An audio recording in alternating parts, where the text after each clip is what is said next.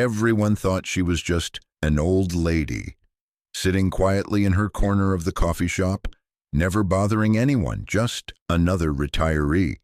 But 40 years of teaching experience had taught her one thing: the biggest punishments are planned in the quietest moments. And these young men were about to receive the most expensive lesson of their lives. Margaret Thompson, 75 years old, had been coming to Brewster's Coffee House every morning for 3 years since her husband passed. Same corner table, same Earl Grey tea, same worn paperback novel. To most people, she was invisible, just part of the furniture, a harmless old woman who belonged to yesterday's world. But to the group of 20-somethings who claimed the center tables as their territory, Margaret had become their daily entertainment. It started small, snickering when she fumbled with her reading glasses, making jokes about her ancient flip phone. But as weeks turned to months, their cruelty grew bolder.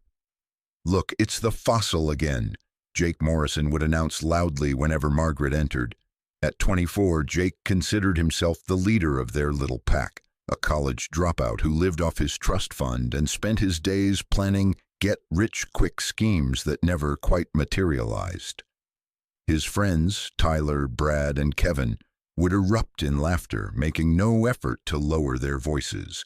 They'd point at her simple cardigan, her sensible shoes, her careful way of counting out exact change. "Probably still thinks the internet is a fad," Tyler would snort loud enough for the entire cafe to hear. Margaret never reacted. She'd simply settle into her corner table, open her book, and sip her tea as if she were completely alone. The staff felt sorry for her, but were too intimidated by the young men's wealth and connections to intervene.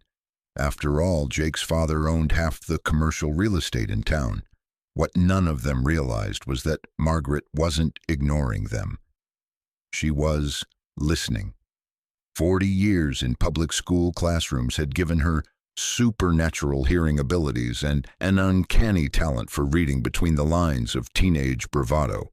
She knew when students were hiding something, when they were planning trouble, when their big talk masked desperate insecurity. And these boys, they were planning something much bigger than schoolyard pranks. It was a Tuesday morning in late September when Margaret's patient observation finally paid off. She was pretending to read chapter 12 of her romance novel for the 4th time while Jake's crew discussed their latest venture in voices they thought were whispered but carried clearly to her corner.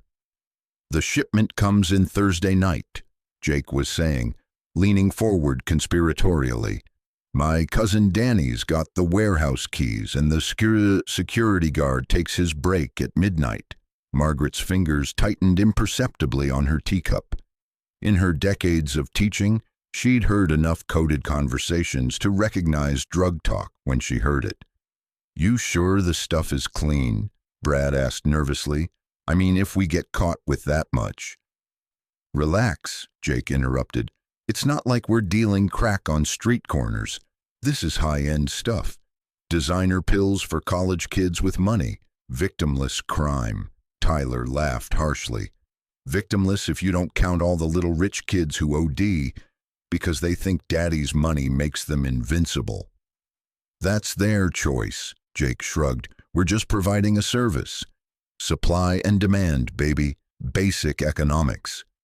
Kevin, who'd been quiet until now, shifted uncomfortably. "I still think we should stick to smaller amounts.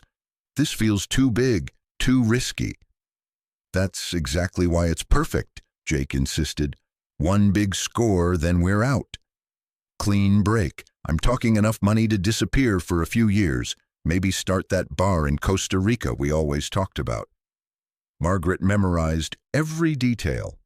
Thursday night, midnight, Danny's warehouse, designer drugs. Enough for a big score. She'd heard similar conversations in faculty meetings about students involved in drug activity, had sat through enough police presentations to understand the terminology. But she wasn't done gathering intelligence. Over the next 2 days, she adjusted her usual routine slightly, arriving earlier, staying later, even ordering a second cup of tea to extend her listening time.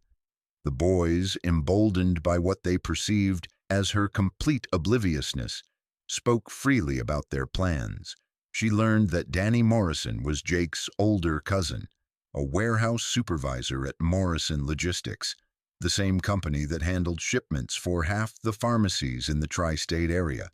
She discovered that their high-end designer pills were actually stolen prescription medications being repackaged and sold to college students at premium prices. Most importantly, she learned that this wasn't their first venture. They'd been running smaller operations for months, testing the waters, building connections. Thursday's heist was meant to be their graduation to the big leagues. "After this score, we won't need to sit in coffee shops pretending to be normal," Jake had bragged on Wednesday morning. "No more babysitting trust funds, no more playing nice with the locals.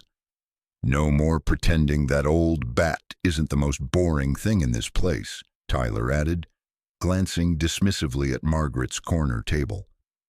They all laughed, never suspecting that the old bat was already composing her letter to the police in her head. That Wednesday evening, Margaret sat at her kitchen table with a pad of paper and her late husband's fountain pen.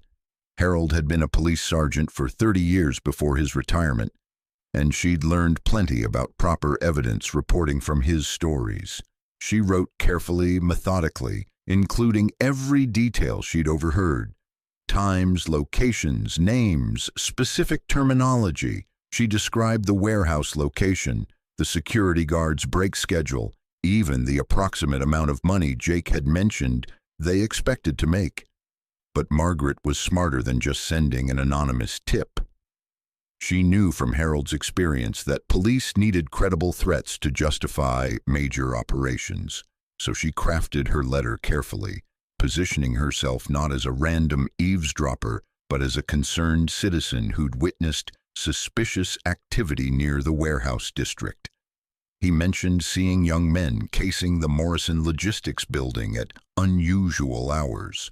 She described vehicles that matched Jake's expensive sports car and Tyler's lifted truck parked in the area during late-night hours. She even included details about their appearance that could only have come from direct observation. The genius of her approach was that everything she wrote was technically true. She had observed these young men. She had witnessed suspicious behavior, and she was genuinely concerned about criminal activity in her community. She simply omitted the detail about where she'd gathered her intelligence. Margaret mailed the letter Thursday morning, timing it perfectly so police would receive it just as Jake's crew was making their final preparations. Then she returned to Brewster's Coffee House for what she knew would be her last morning of entertainment. The boys were practically vibrating with nervous energy. Jake kept checking his phone, Tyler couldn't sit still, and Kevin looked like he might throw up. Only Brad seemed relatively calm, but Margaret noticed his hands shaking as he lifted his coffee cup. 12 hours, Jake whispered, grinning with anticipation. 12 hours, and we're set for life. "You sure your cousin won't change his mind?" Tyler asked for the 5th time that morning. "Danny's solid," Jake assured him. "He needs the money as much as we do. His gambling debts aren't going to pay themselves." Margaret allowed herself a small smile as she turned the page of her book. In her experience, criminals always revealed their weaknesses when they thought no one was listening. Danny Morrison's gambling addiction would make him an excellent target for police pressure once they needed information about the operation's broader network. At exactly 11:47 p.m. that Thursday night, Margaret was sitting in her living room with a cup of chamomile tea and the late local news when her phone rang. The caller ID showed Brewster's Coffee House. Sarah, the evening manager, calling with news she thought Margaret might find interesting. "Mrs. Thompson, I hope I'm not calling too late, but I thought you'd want to know. The police arrested those awful boys who've been bothering you. Apparently they were involved in some kind of drug operation. The whole thing was on the news. Margaret settled back in her recliner, genuinely pleased. Oh my, how terrible. I hope no one was hurt. No injuries, thank goodness, but they caught them red-handed at some warehouse. The reporter said it was thanks to an anonymous tip from a concerned citizen. Can you imagine? Someone was watching out for our community. How wonderful, Margaret replied warmly. It's nice to know there are still people who care about doing the right thing. After hanging up, Margaret allowed herself a moment of satisfied reflection. She'd spent 4 decades teaching young people that actions have consequences, that respect is earned, not demanded, and that underestimating others is always a mistake. Jake Morrison and his friends had failed all 3 lessons spectacularly. The next morning, Margaret returned to Brewster's Coffee House at her usual time. The center tables sat empty, their former occupants presumably beginning their journey through the legal system. Margaret ordered her Earl Grey tea, settled into her corner table, and opened her book to a fresh chapter. The young barista, Emma, approached nervously. Mrs. Thompson, I just wanted to say, I'm sorry we never said anything about those guys bothering you. We all felt terrible about it. Margaret looked up with genuine warmth. Oh, sweetheart, there's no need to apologize. Sometimes the best response to bullying is simply to outlast it. Patience and observation usually solve more problems than confrontation. Emma nodded, not quite understanding the deeper meaning but sensing the wisdom in the words. Well, anyway, your tea is on the house today. Actually, your tea is on the house every day from now on. Manager's orders. As Emma walked away, Margaret returned to her book with a contented sigh. The coffee shop felt lighter somehow, more peaceful. Other customers seemed more relaxed. Conversation flowed more naturally, and even the baristas moved with less tension. It would be weeks before the full scope of Jake's operation came to light. Danny Morrison's cooperation led to the discovery of a much larger network involving stolen pharmaceuticals worth hundreds of thousands of dollars. Jake's trust fund couldn't cover both legal fees and restitution, forcing his family to liquidate significant assets. Tyler lost his scholarship to law school when his arrest became public. Brad's internship at his father's accounting firm evaporated overnight. Kevin, the most reluctant participant, received the lightest sentence but still faced months of community service and probation. But Margaret didn't need to know these details to feel satisfied. She'd taught her lesson, protected her community, and restored peace to her daily routine.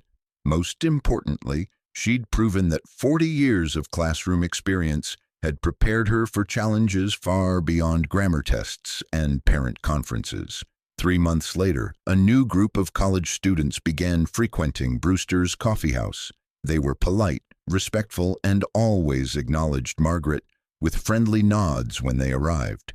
Whether this was coincidence or whether word had somehow spread about what happened to people who underestimated the quiet lady in the corner, Margaret never asked.